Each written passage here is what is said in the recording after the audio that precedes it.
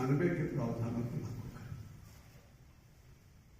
2 महीने बीत गए, 4 महीने बीत गए,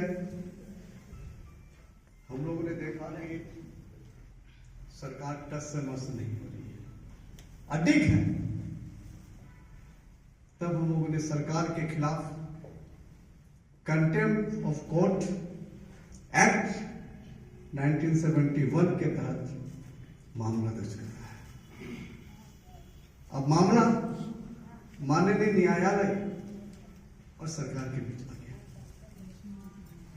हम इंतजार कर रहे हैं माननीय न्यायालय का कि क्या आगे करने के आता है। हम आते हैं इस विषय वस्तु पर, और विषय वस्तु पर आने के पहले हम आभार व्यक्त करना चाहेंगे आयोजनकर्ताओं का, विशेषकर हमारे भाई डॉक्टर जी का। लगता है हम लोग 20 वर्षों के बाद आज मिल रहे हैं, और ऐसे माहौल में हम लोग मिल रहे हैं जब हम लोगों को, समाज को, हम लोगों की जरूरत है। और ये घमासान नहीं है,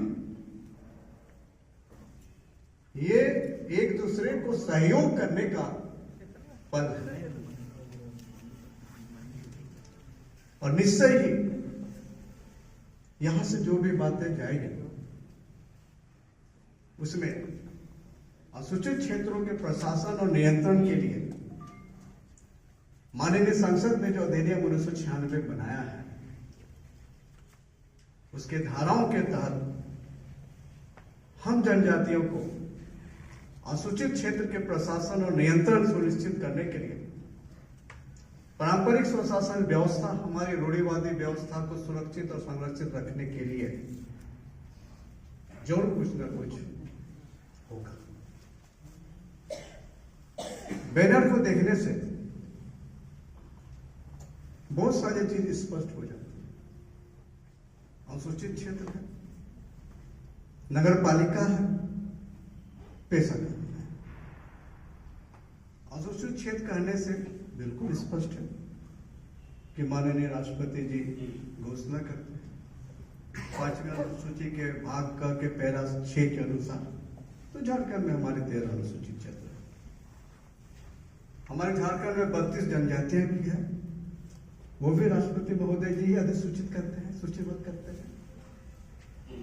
और जब पेशा अधिनियम 1996 है, वो भी राष्ट्रपति जी की सहमति से भारत के बजट में आया है।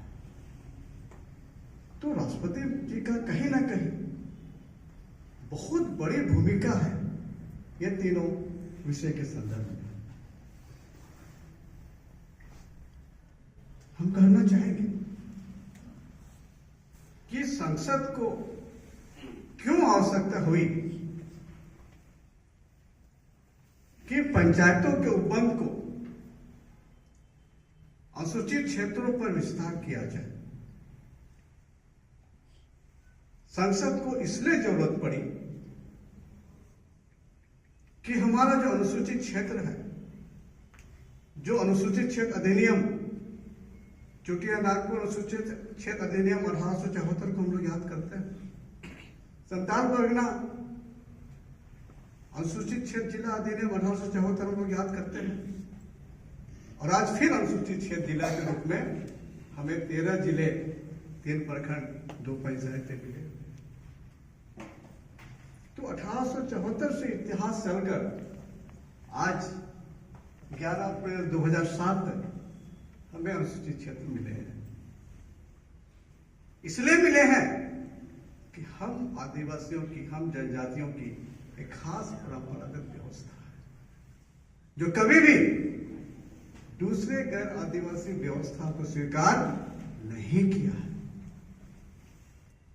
आज भले ही हम अलग अलग विषय को लेकर यहां आए हैं, लेकिन हमारा एक ही उद्देश्य है, इस संसदीय अधिनियम 1996 की धाराओं को अनुसूचित क्षेत्रों पर लागू कराना। हम कुछ बातों को आपके सामने रखना चाहेंगे कि अनुसूचित क्षेत्र के लिए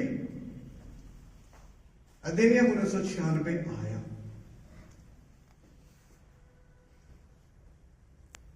विचारों के युद्ध में, जहां बहुत सारा के विचार है ना, विचारों के युद्ध में पुस्तक और दस्तावेज ही हमारे हथियार हैं। यह भी पैसा है कि पैसा है, इसका गजट हम देखेंगे। हमने जो गजट प्राप्त किया है उसमें लिखा हुआ है the provisions of the panchayat extension to the schedule areas act 1996। उसके अनुसार हम 2P इस्तेमाल करते हैं। इसके पीछे वजह हमारा सबसे बड़ा है कि माननीय संसद ने आदिवासी पंचायतों के प्रावधानों को अनुसूचित क्षेत्रों पर विस्तार किया, लेकिन नगरपालिकाओं के प्रावधानों को अभी तक अनुसूचित क्षेत्रों पर विस्तार नहीं किया। यह बिल जिस नाम से पेंडिंग है वह है the provisions of the municipalities extension to schedule areas. वो 2001 से पेंडिंग है। इसका मतलब कि झारखंड में जितने भी नगर निगम, नगर पालिका, नगर पंचायतें काम कर रहे हैं वो असंवैधानिक ढंग से काम कर रहे हैं और SPT act, CNT act, Wilkinson rule के साथ साथ उस क्षेत्र में जो हमारे पारंपरिक व्यवस्था है, रूढ़िवादी व्यवस्था है, उसको नष्ट किया जा रहा है। आज सुहानी सांगा का घर टूट रहा है। हमारा लॉ यूनिवर्सिटी बन गया, यहाँ स्मार्ट सिटी बन गया, रिंग रोड बन गया। हम दिन ब दिन अपने जमीन से वंचित हो रहे हैं। 40% खनिज संपदा हमारे झारखंड से जाते हैं पूरे देश के लिए, लेकिन 42% गरीबी हमारी है। हम ऋणग्रस्त होते जा रहे हैं। बाहरी आबादी हमें अत्याचार और शोषण का शिकार बना रही है। शांति और स्वच्छ प्रशासन नहीं है, कल्याण और उन्नति भी नहीं है। जब हम अनुसूचित क्षेत्र को देखेंगे, 5वें अनुसूचित क्षेत्र को देखेंगे, वहां लिखा है कल्याण और उन्नति और शांति और स्वच्छ प्रशासन। क्योंकि यहां 5वीं अनुसूची के प्रावधानों का पालन नहीं हो रहा है। यह आदिवासी सरकार ने जनजाति सलाहकार परिषद का निर्माण आज तक नहीं किया है, और जो निर्माण हुआ है वो भी असंवैधानिक ढंग से नोटिफाइड हुआ है। इसकी भी चर्चा होनी चाहिए। जनजाति सलाहकार परिषद का गठन संविधान के रूप क्यों नहीं हुआ? अनुसूचित क्षेत्रों पर क्यों पंचायत राज व्यवस्था थोपे जा रहे हैं? उसका वजह है हमारी जमीन, जंगल, खनिज संपदा, नौकरी, हमारी बेटियों को दूसरे शहर में बेचने का एक साजिश है।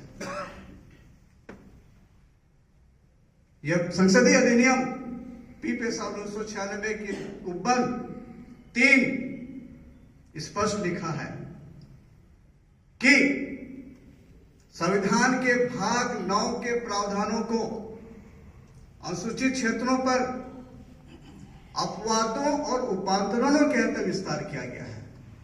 अपवाद क्या है? हमारी भाषा, संस्कृति, रीति रिवाज है। उपांतर क्या है? हमारा जो परंपरागत स्वशासन व्यवस्था के हेड है। तो वो वाला पार्टनर, वो वाला पंचायत हमारे अनुसूचित क्षेत्र में गया है। यहाँ कहाँ है पंचायत राज? यहाँ कहाँ है नगर पालिकाएं? अब आते हैं उपबंध 4 पर। स्पष्ट लिखा है कि संविधान में सभी बातों के होते हुए भी राज्य विधायिका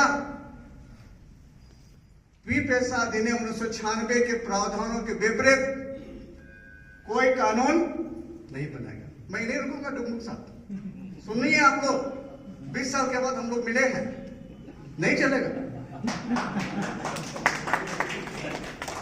ये तेवर मेरा यहां नहीं है, और आपको बैठना होगा। एकदम नहीं सुनूंगा मैं, आप बोलोगे तभी मैं बैठूंगा। मैं बोलूं कि बैठ जाऊं? देखिए, मैं क्षमा चाहूंगा आप लोग से। ये आपको तो खुश होना चाहिए, एक आदिम जनजाति का व्यक्ति जिनकी आबादी 1 लाख भी नहीं है, वो आपके लिए संघर्ष कर रहा है, आपको बचाने का संघर्ष कर रहा है, आपको स्वायत्ता देने का संघर्ष कर रहा है। मेरी बातों को सुनिए, 15 मिनट से मैं ज्यादा नहीं बोलूंगा। ये जो चीज है, धारा 4 यह कह दिया है कि पी पैसा के प्रावधानों से असंगत कोई कानून नहीं बनाओगे। क्यों जेपीआरए 2000 में बना दिया? पी पैसा अधिनियम से आप रूल्स बनाओगे कि एक्ट बनाओगे? लक्ष्मी नारायण जी, तो पैसा एक्ट है उधर, आपने जेपीआर एक्ट बना दिया और कहते हो यही तुम ले लो। हमें मिलना है घोड़ा, गधा दे दिया है, लो जो ये घोड़ा, इसके भी तो 4 पैर है, 2 आंखें 2 कान, नहीं चाहिए हमें घोड़ा ही चाहिए। तो धारा 4 बांध दिया है सरकार को, पंचायत राज विभाग को बांध दिया है कि आप पी पैसा के विपरीत कोई कानून नहीं बनाओगे। ले आया जेपीआर और कहां से लाया ये? जिस बिहार पंचायत राज अधिनियम 1993 को हम लोगों ने पटना हाईकोर्ट से खारिज कराया था डॉक्टर वासुदेव बेसरा के मामले में, उसी पंचायत राज अधिनियम 1993 को तत्कालीन झारखंड सरकार ने स्वीकार कर लिया। तो जिस कानून को हाईकोर्ट ने रद्द किया उसको यहां स्वीकार कर लिया, और फिर आप कहते हो ये अनुसूचित क्षेत्र के ले लो। कैसे ले लेंगे हम लोग? बहुत अच्छी बात है समाज के लिए कि झारखंड हाईकोर्ट ने 2 बातें कही और एक विशेष बातें कही। 2 बातें कही पॉइंट 12 में कही कि जब झारखंड बिहार में था उसी समय संसदीय अधिनियम पी पैसा लागू था। तो जब झारखंड बना 15 नवंबर 2000 को, तो झारखंड ने क्या किया? पंचायती राज अधिनियम 2001 ले आया, जिसे संसदीय अधिनियम 1996 के संगत नहीं कहा जा सकता है, कहा। उसके बाद पॉइंट 21 में कहता है कि आपको पैसा अधिनियम 1996 के संगत जो पेरेंट एक्ट है उसके अनुरूप रूल्स बनाना है। तो स्पष्ट हो गया, जेपीआरए 2001 पी पैसा के अनुरूप नहीं है। हम लोग के मामले में दोनों याचिकाकर्ता यहां हैं। बहस के दौरान यह बात कभी नहीं आई कि हमारा पी पैसा के फलाना प्रावधान हाईकोर्ट या सुप्रीम कोर्ट असंगत कहा है।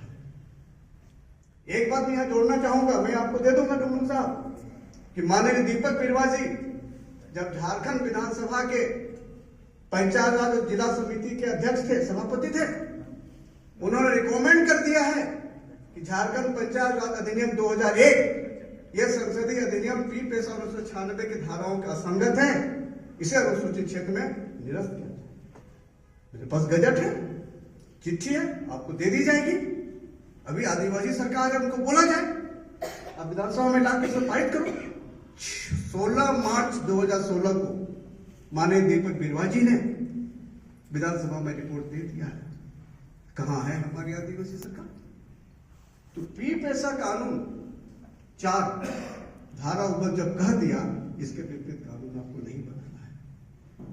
अब धारा 4O और धारा 5M यह कहता है कि अनुसूचित क्षेत्रों में जब भी आप आदिवासी पंचायतों के प्रशासनिक व्यवस्था को स्थापित करोगे तो संविधान के 6ठी अनुसूची के पैटर्न को फॉलो करोगे। झारखंड एरिया ऑटोनोमस काउंसिल बना था, उस समय क्यों नहीं विरोध किया लोग कि 6ठी अनुसूची का पैटर्न नहीं होगा? कैसे लोग उस समय काउंसिलर हो गए थे, कैसे चेयरमैन वाइस चेयरमैन हो गए थे? उसी झारखंड एरिया ऑटोनोमस काउंसिल के तर्ज पर अनुसूचित क्षेत्रों में स्वशासित जिला परिषद और निचले स्तर पर परंपरागत ग्राम सभा बनाने का प्रावधान है। जिनके पास 7 शक्तियां होगी उसको आप देख लेंगे नेट से।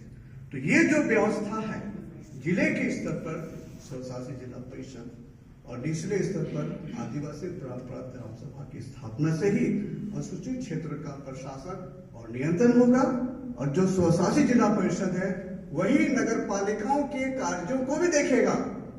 इसलिए माननीय संसद ने नगर पालिकाओं के प्रावधानों को अनुसूचित क्षेत्रों पर विस्तार नहीं किया। यही हमारा मामला है, कुछ नहीं है, बहुत ज्यादा सोचने की जरूरत नहीं है। किसी ने कहा है कि जब शासक अपनी सफलता को ना बताकर दूसरे के दोष को ढूंढने लगता है तो जान लीजिए सरकार अपनी विफलता को छुपाने के लिए जगह ढूंढ रही है। और आज कुछ ऐसा ही हम आदिवासी सरकार के साथ है। अपनी विफलता को छुपाने के लिए हम लोगों पर तरह तरह का आरोप और तरह तरह का विवाद पैदा कर रही है। ये समाज के द्वारा उत्पन्न विवाद नहीं है, ये सरकार, उनके नौकरशाह और कुछ एनजीओ की साजिश है जो अनुसूचित क्षेत्रों में पी पेशा के धाराओं को रोकने में बाधक बनी हुई है। हम चाहेंगे कि इतने काफी और हम नहीं कहेंगे। आपके पास सवाल हो तो आप